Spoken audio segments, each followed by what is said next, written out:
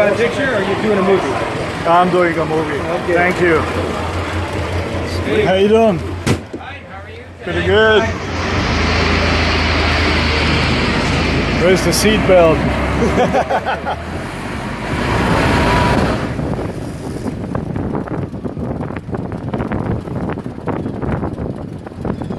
Welcome to Greenfield Village and Henry Ford's Model T ride. My name is Brian, and as we ride around the village, I'll tell you a little bit about the Model T. Where are you folks from? Colorado. I'm sorry, Colorado? Yeah, Denver, Colorado. Model Ts were in production from 1908 to 1927. Originally, they were built in the Piquet plant, which is located in Detroit.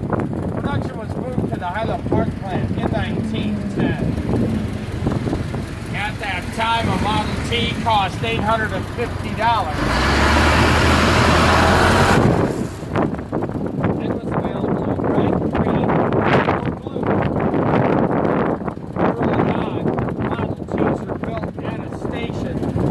Parts are brought to that station, and the car was assembled by hand. It took about 12 hours to build a Model T. Mr. Ford wanted to build a car for the great multitude, so they were constantly looking for ways to build cars cheaper and faster. In 1914, they started building cars with the continuously moving assembly line. That reduced the time to build a Model T to 93 minutes, and it reduced the price to $500. And that's when you could get a Model T in any color, so long as it was black. Because black was the cheapest color paint available at that time. In that first year of assembly line production, they built over 300,000 Model Ts. And that was more vehicles than all the other car companies combined. How many car companies do you think there were at that time? 3? 3? I don't know. Upwards of 500 car companies. What? Ooh, and oh wow. Yes. Wow.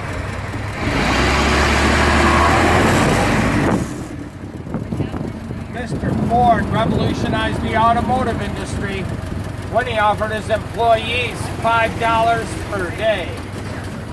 That more than doubled the going wage at that time. He also reduced the work day from 9 hours to 8 hours. And those reforms brought people from all over the country to work at Highland Park.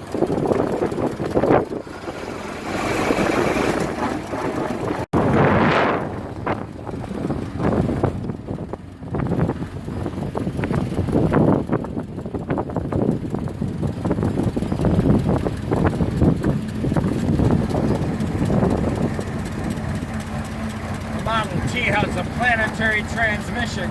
There's 3 pedals on the floor up front. Pedal on the left is for high and low gear, with low all the way to the floor. Neutral in the middle and high all the way back.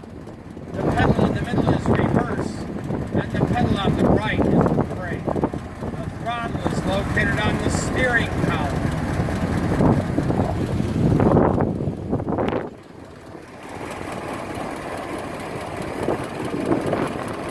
Model Ts were so popular because they were economical and dependable.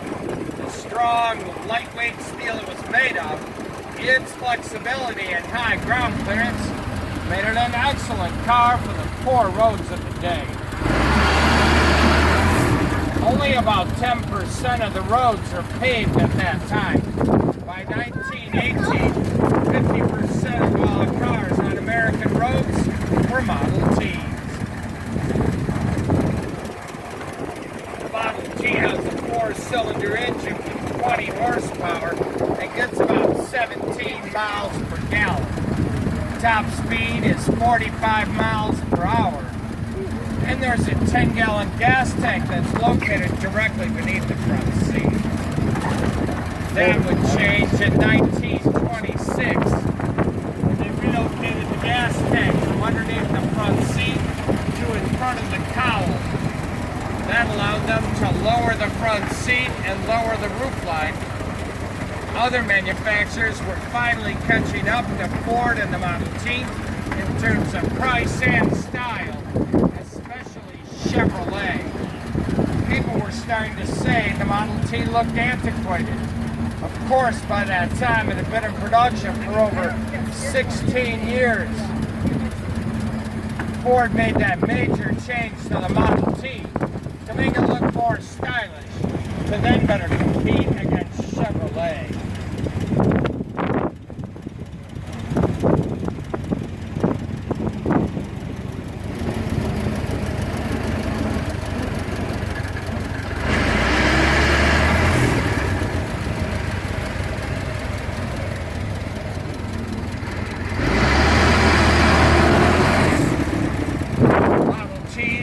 Sold all over the world in countries like England, Ireland, Germany, France, Norway, Denmark, Brazil, Argentina, Mexico, Japan, and Australia.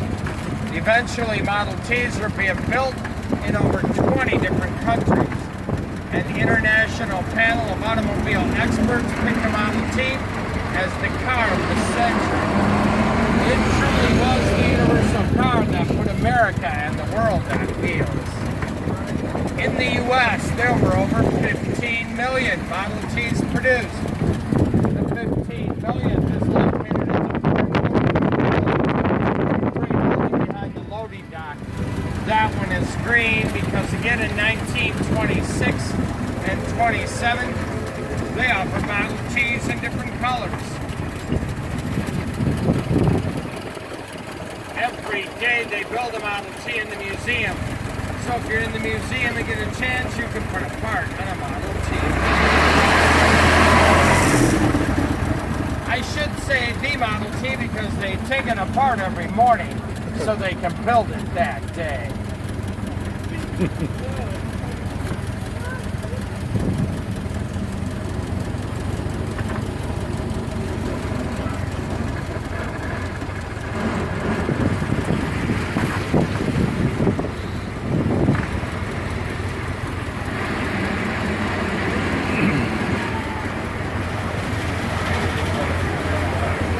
That was awesome. Thanks a lot. You're welcome.